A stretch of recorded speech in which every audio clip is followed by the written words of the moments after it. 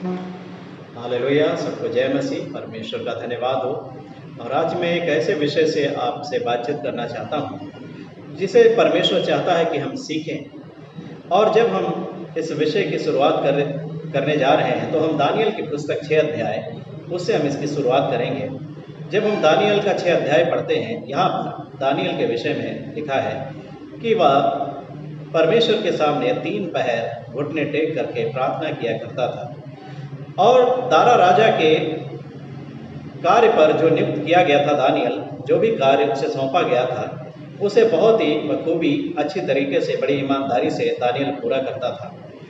और दानियल राजा के बहुत ही करीबी लोगों में से, सम्मानित लोगों में से था, राजा का मित्र। क्योंकि दानियल हमेशा राजा को अच्छी बात, सही सलाह देता था जिससे राजा की कोई भी हानि ना हो, उसका कोई भी नुकसान ना हो। लेकिन दानियल के जो साथी कर्मचारी थे, राजा के जो बाकी अधिकारी लोग थे, वो दानियल से डाह करते थे, नफरत करते थे, घृणा करते थे। और इसलिए एक दिन उन्होंने राजा के पास जाकर के दानियल को फंसाने के लिए एक आज्ञा निकलवाई कि पूरे 30 दिन तक कोई भी व्यक्ति, जहाँ जहाँ राजा का राज्य है, साम्राज्य है, वहाँ के सारे मनुष्य पूरे 30 दिन तक ना किसी देवी देवता से, ना ही किसी ईश्वर से, ना ही परमेश्वर से, न ही किसी मनुष्य से, कोई भी किसी से विनती या प्रार्थना नहीं कर सकता। सिर्फ और सिर्फ राजा के नाम से राजा से विनती करेगा। और यदि कोई राजा के सिवा किसी और से विनती करेगा तो वह शेरों की मांद में डाल दिया जाएगा। और राजा ने इस आज्ञा पत्र पर हस्ताक्षर किया। लेकिन जब दानियल को मालूम हुआ कि राजा ने एक ऐसे आज्ञा पत्र पर हस्ताक्षर किया है कि यदि कोई राजा को छोड़कर इन 30 दिनों में कोई भी व्यक्ति किसी से, दूसरे ईश्वर से अगर प्रार्थना करेगा, विनती करेगा, तो उसे शेरों की मांद में डाल दिया जाएगा। दानियल ने यह आज्ञा पत्र सुनकर के उसने क्या किया, वो अपने रोज के समान, जैसा वो पहले किया करता था, अपने घर में गया और अपनी उपरौठी कोठरी में गया और जिसकी खिड़कियां यरूशलेम की ओर खुली रहती थी, वहां बैठ करके अपनी रीति के अनुसार वो परमेश्वर के सामने घुटने टेक कर प्रार्थना करने लगा। हालेलुया। और हर दिन वो करता रहा। जरा सोचिए, दानियल के सामने ये कैसी परिस्थिति थी, एक ऐसी परिस्थिति जो दानियल के विपरीत, विश्वास के बिल्कुल विपरीत थी। और एक ऐसी आज्ञा दी गई थी जिससे दानियल का प्राण जोखिम में था, वह शेरों की मांद में डाला जाने वाला था। वो बिल्कुल विपरीत परिस्थिति थी। लेकिन दानियल के जीवन को जब हम देखते हैं, दानियल विपरीत परिस्थिति में भी परमेश्वर के सामने उसने घुटने टेकना नहीं छोड़ा, उसने प्रार्थना और विनती करना नहीं छोड़ा। हालेलुया। लेकिन कई बार जब हमारे और आपके जीवन में कोई विपरीत परिस्थिति होती है, हमारा मन खराब हो जाता है, हम बेचैन उठते हैं, उलझन में पड़ जाते हैं, हमारा मन खराब हो जाता है और सबसे पहले होता क्या है, हम प्रार्थना करना छोड़ देते हैं, वचन पढ़ना छोड़ देते हैं। यदि कोई भाई बहन, कोई व्यक्ति आकर के हमें कुछ ऐसा बोलता है जो हमें चोट लगने वाला हो, हमें चुभने वाला हो, और उसकी बातों में हम फंस करके, उलझ करके, उसकी बातों पर मन लगा करके हम क्या करते हैं, अपने मन को हम खराब करते हैं और परमेश्वर से प्रार्थना करना, विनती करना छोड़ देते हैं। और ऐसे समय में ना हमारा मन प्रार्थना में लगता है, ना ही वचन पढ़ने में लगता है। जब हमारे जीवन में कोई समस्याएं आती हैं, विपरीत समस्याएं आती हैं, बीमारियां आ जाती हैं, कोई हानि हो जाती है, दुर्घटना हो जाती है, नाना प्रकार से ऐसी समस्याएं खड़ी हो जाती हैं जो हमसे बिल्कुल विपरीत होती हैं। जैसा हम चाहते वैसा नहीं होता, परंतु उसके बिल्कुल उलट होता है, विपरीत होता है। और ऐसे समय में हमारे जीवन में होता क्या है, लोगों का मन खराब हो जाता है, लोग बड़े बेचैन उठते हैं और वो सबसे पहले प्रार्थना करना, वचन पढ़ना छोड़ देते हैं। वो कहते हैं आज मेरा मन बहुत खराब है, आज मेरा मूड बहुत खराब है, मैं प्रार्थना नहीं करूँगा, मैं विनती नहीं करूँगा, मेरा मन नहीं लग रहा है, ना ही मैं प्रार्थना करूँगा, ना ही मैं वचन पढ़ूँगा, मैं प्रभु की स्तुति भी नहीं करूँगा, क्योंकि आज मेरा मूड, मेरा मन बहुत खराब है। लेकिन परमेश्वर का वचन हमें आज इसी विषय को सिखाना चाहता है। परिस्थिति चाहे कोई भी क्यों ना हो, हम में से कोई भी ऐसा व्यक्ति नहीं है कि हम जैसा सोचते हो उसके विपरीत अगर हमारे जीवन में हो, तो ऐसा कोई भी व्यक्ति नहीं है जो ये चाहता हो कि जैसा हम चाहते हैं, जैसा हम सोचते हैं वैसा ना हो करके कुछ उलट हो जाए, ऐसा कोई भी व्यक्ति नहीं। वो चाहते जैसा हम सोचते हैं, जैसा हम चाहते हैं वैसा हमारा जीवन चले, लेकिन ऐसा नहीं है। परमेश्वर कई बार हमें ऐसी परिस्थितियों से, विपरीत परिस्थितियों से गुजरने देता है जो हमारी बिल्कुल सोच और समझ से परे होती है। और कई बार ये परिस्थितियां जो विपरीत होती हैं हमें उलझाती हैं, परेशान करती हैं, हमारे विश्वास को, हमारे मन को डामाडोल करती हैं, हिलाती हैं। और बहुत सारे लोग क्या करते हैं, परमेश्वर के साथ ऐसी परिस्थितियों में, जो विपरीत परिस्थितियां होती हैं, ऐसी परिस्थितियों में फंस करके परमेश्वर के साथ जो उनका संबंध है, प्रार्थना संबंध, वचन का संबंध, वो खो देते हैं। परमेश्वर ऐसी परीक्षाओं में, ऐसी परिस्थितियों से हमें गुजरने देता है, होने देता है हमारे जीवन में। जैसा हम चाहते वैसा ना हो करके उससे उलट होता है, और परमेश्वर कई बार ऐसा होने देता है। लेकिन मैं आपको बताना चाहता हूँ कि हमारे जीवन में ऐसी कोई भी परिस्थिति नहीं है जिसे परमेश्वर ना जानता हो। और यदि हम परमेश्वर से प्रेम रखते हैं तो वचन कहता है कि परमेश्वर के लोगों के लिए सब बातें मिलकर के भलाई ही को उत्पन्न करती हैं।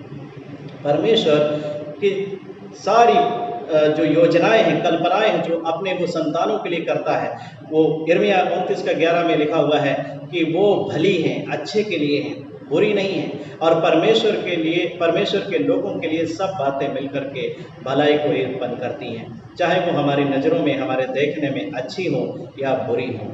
परमेश्वर कई बार ऐसी परिस्थितियों से हमें गुजारता है। और आप जानते हैं, जब हम ऐसी परीक्षाओं में, ऐसी परिस्थितियों में फंसते हैं और अपने संबंध को प्रभु के साथ बनाए रखते हैं, हम प्रार्थना में, हम वचन में, उपवास में, प्रभु की भक्ति आराधना करने में हम बढ़ते जाते हैं, तब आप क्या पाओगे, जब ये परिस्थितियों से हम गुजरेंगे, इसको हम जब पार कर जाएंगे, तब आप जब पीछे मुड़कर देखोगे, तब आपको पता लगेगा, आपको समझ में आएगा कि परमेश्वर ने आखिर ये हमारे जीवन में क्यों होने दिया। आप पाओगे कि पहले से ज़्यादा मेरा मन शुद्ध हो गया है, पहले से ज़्यादा मैं नम्र हो गया हूँ, पहले से ज़्यादा मैं परमेश्वर के निकट पहुँच गया हूँ, पहले से ज़्यादा मैं नम्र हो चुका हूँ, पहले से ज़्यादा मैं धीरजवंत हो गया हूँ, पहले से ज़्यादा मैं ईमानदार हो गया हूँ। परमेश्वर ऐसी परिस्थितियों को हमारे जीवन में कई बार उत्पन्न होने देता है, उनसे गुजारता है, ताकि हम परिपक्व मसीही बन जाएं। हालेलुया। ये परमेश्वर का तरीका है।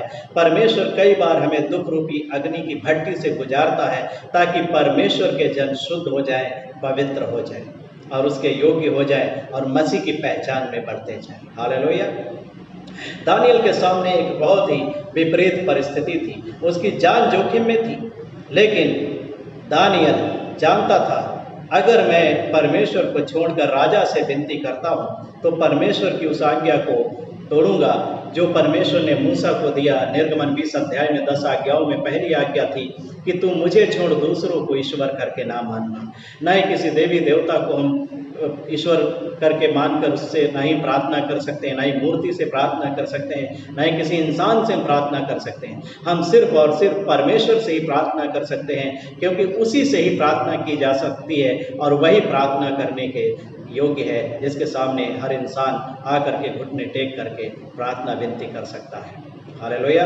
और दानियल जानता था, अगर मैं ऐसा करता हूँ कि राजा से अगर मैं विनती करूँगा राजा के नाम से, तो मैं परमेश्वर का अपराधी ठहरूंगा।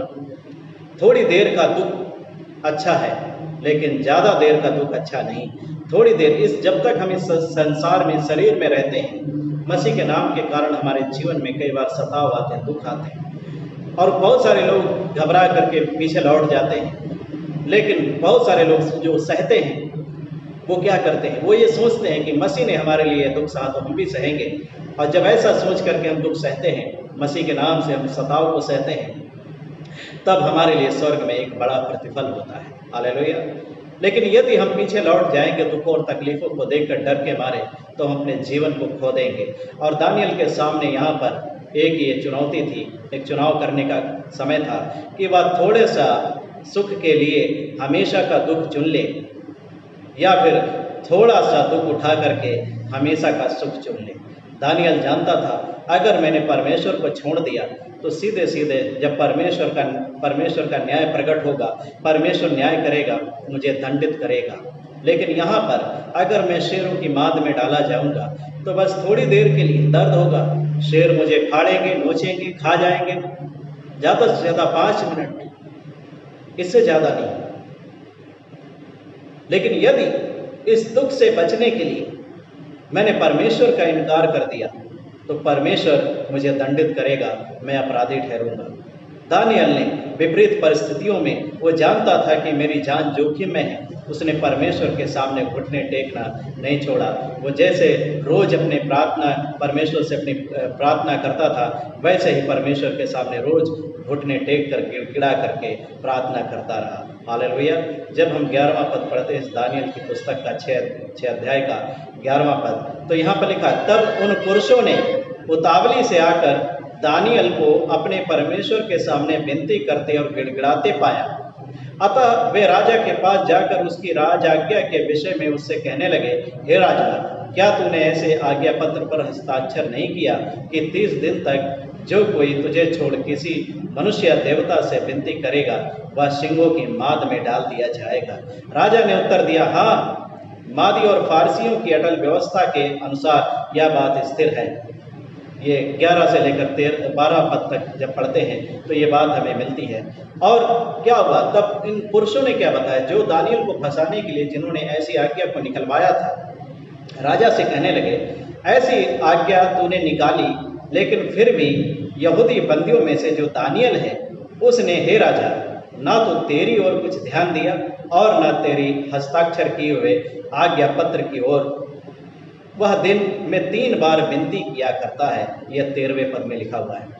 उन्होंने क्या बताया? राजा से चुगली किया कि दानियल तेरी आज्ञा को नहीं माना, ना ही उसने तेरी चिंता की, वह 3 बार दिन में अपने परमेश्वर से ही विनती करता है। राजा यह सुनकर के 14वें पद को जब हम पढ़ते हैं, लिखा है, राजा यह सुनकर बहुत उदास हुआ। क्यों? क्योंकि राजा बहुत ही प्रेम करता था दानियल से। दानियल बहुत अच्छा व्यक्ति था, राजा का हमेशा ख्याल रखने वाला, अच्छी सलाह देने वाला और राजा के सामने हमेशा परमेश्वर की बड़ाई करने वाला एक व्यक्ति था। हालेलुया। इसलिए राजा दानियल से बहुत ही प्रेम करता था, राजा का मित्र था दानियल। इसलिए राजा दानियल को बचाने के लिए दिन भर उपाय सोचता रहा। सोचने लगा कि जल्दी से ये 30वां दिन जो है ये सूर्यास्त हो जाए और मैं दानियल को बचा लूँगा। लेकिन इन लोगों ने राजा पर दबाव बनाया कि फारसी और मादियों की यह व्यवस्था है कि जो आज्ञा निकलती है उसको बदला नहीं जा सकता। तब राजा ने क्या किया? दानियल को सिंहों की माद में लाकर डालने की आज्ञा दे दिया। 16वें पद में लिखा है, और जब दानियल लाया गया और जब उसको लोग जा रहे थे सिंहों की माद में फेंकने के लिए, सैनिक लोग, तब राजा ने उससे कहा, हे दानियल, तेरा परमेश्वर जिसकी तू नित्य उपासना करता है वही तुझे बचाए। हालेलुया। राजा ने क्या कहा? हे दानियल, तेरा परमेश्वर जिसकी तू नित्य उपासना करता है, रोज उपासना करता है, जिससे तू प्रार्थना करता है, वही परमेश्वर तुझे बचाए। और दानियल शेरों की माद में उस गड्ढे में ला करके डाल दिया गया और उसके ऊपर पत्थर रख दिया गया।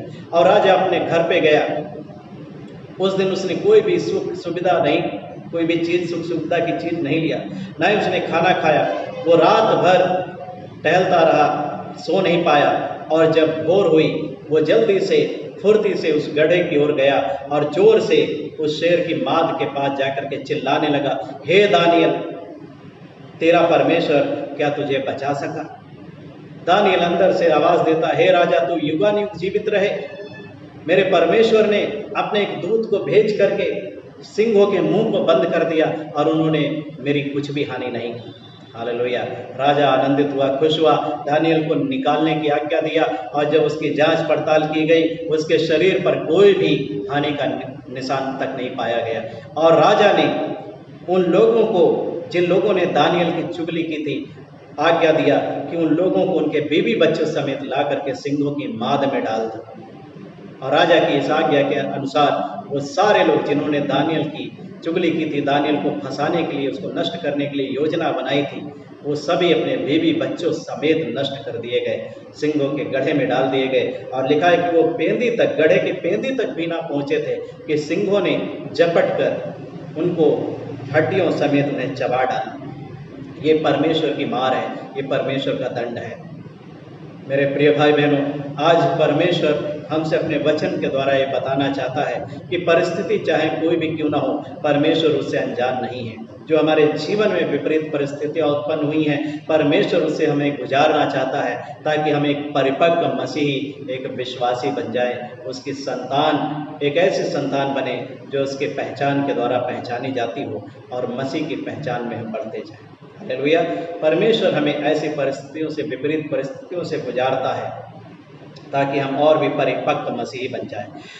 मैं प्रभु यीशु मसीह के जीवन से बात करना चाहता हूँ। जब प्रभु यीशु मसीह इस दुनिया में थे, तब उनसे ज़्यादा इस धरती पर रहने वाले मनुष्य, जितने भी मनुष्य हैं, उनसे ज़्यादा किसी ने भी विपरीत परिस्थितियों का सामना नहीं किया हो, क्योंकि प्रभु यीशु मसीह सारा दिन प्रार्थना वो प्रचार में रहते थे, बीमारों को चंगा करते थे, यात्राएं करते थे, लेकिन रात के समय में वो परमेश्वर से प्रार्थना किया करते थे। और जब वो सेवकाई में होते थे, वो प्रचार करते थे, यात्रा करते थे, बीमारों को चंगा करते थे, लेकिन इसके साथ साथ वो विरोधियों से, तर्क वितर्क करने वालों से, अपने मार डालने वालों से घिरे रहते थे। कई बार लोगों ने उस पर पथराव करना चाहा, धमकियां दी गई, और ये सारी विपरीत परिस्थितियों का सामना करते हुए प्रभु यीशु मसीह ने अपने सेवा कार्य को पूरा किया और अपने संबंध को, जो प्रार्थना का संबंध है, पिता के साथ हमेशा निरंतर बनाए रखा। नित्य वो रोज प्रार्थना किया करता था। परिस्थिति चाहे कोई भी क्यों ना रही हो, लेकिन प्रभु यीशु मसीह ने हमेशा पिता के साथ प्रार्थना में अपने संबंध को बनाए रखा। हालेलुया। मेरे प्रियो, आज परमेश्वर का वचन अपने इस विषय के द्वारा, वचन के द्वारा हमें समझाना चाहता है, सिखाना चाहता है कि हमारे जीवन में परिस्थितियां कोई भी क्यों ना हो, लेकिन हम परमेश्वर के साथ अपनी प्रार्थना में उसके साथ संबंध को बनाए रखें। हालेलुया। हम अपने आप को, अपने मन को शांत करें, चाहे कोई भी विपरीत परिस्थिति क्यों ना हो, मन को उलझाने वाली बातें क्यों ना हो, परंतु एकांत में जाकर के बैठकर हम थोड़ी देर शांत करें अपने आप को और प्रभु के सामने घुटने टेक कर उससे विनती करें। हालेलुया। परमेश्वर इन सारी परिस्थितियों से गुजार कर हमें एक पक्का, एक परिपक्व मसीही, अपनी संतान बनाना चाहता है। हालेलुया। इसलिए परिस्थितियों से ना घबराएं, परिस्थिति कोई भी क्यों ना हो। वचन कहता है परमेश्वर के लोगों के लिए सब बातें मिलकर के भलाई को उत्पन्न करती हैं। याद रखो, चाहे आपके जीवन में कोई भी विपरीत परिस्थिति क्यों ना, उसका रूप कुछ भी क्यों ना हो, जो आपके जीवन में विपरीत परिस्थिति उत्पन्न हुई है, याद रखो परमेश्वर, यदि आपका परमेश्वर है, आपके जीवन का मालिक, अगुवाई करने वाला रक्षक परमेश्वर है, आपके जीवन का आधार परमेश्वर है, याद रखो वो आपकी भलाई के लिए है, आपकी हानि के लिए नहीं। हालेलुया। इसलिए हर परिस्थिति में परमेश्वर के साथ प्रार्थना में, वचन में, उसके साथ संगति करने में अपने संबंध को रोज नित्य बनाए रखें, क्योंकि यही परमेश्वर की हमारे जीवन से इच्छा है। हालेलुया। इससे घबरा ना जाएं, विपरीत परिस्थितियों को देखकर घबरा ना जाएं, परंतु उनका हम डट करके सामना करें, विश्वास में बने रहें और याद रखें, भरोसा रखें कि परमेश्वर हमारे साथ है। परमेश्वर इससे हमें गुजरने दे रहा है तो हमारी भलाई के लिए गुजरने दे रहा है। हालेलुया। इसलिए दानियल देखो, जब उसकी जिंदगी और मौत का सवाल था, विपरीत परिस्थिति थी, लेकिन फिर भी उसने परमेश्वर के सामने घुटने टेकना नहीं छोड़ा। प्रभु यीशु मसीह के जीवन में बहुत सारी विपरीत परिस्थितियां थी। शायद हम में से सब मनुष्यों से ज़्यादा उसके जीवन में विपरीत परिस्थितियां थी, लेकिन रोज प्रतिदिन वो परमेश्वर से प्रार्थना करता था, विनती करता था। उसने अपने संबंध को, जो पिता के साथ था, उसको बनाए रखा, कभी भी टूटने नहीं दिया, कभी भी वो प्रभु से, पिता से दूर नहीं। हालेलुया। आज परमेश्वर हमसे यही चाहता है कि हम भी जब ऐसी परिस्थितियों में पड़ें तो अपने संबंध को, जो पिता के साथ है, जो वचन और प्रार्थना में हम प्रभु के सामने जाते हैं, वो संबंध को निरंतर बनाए रखें। हालेलुया।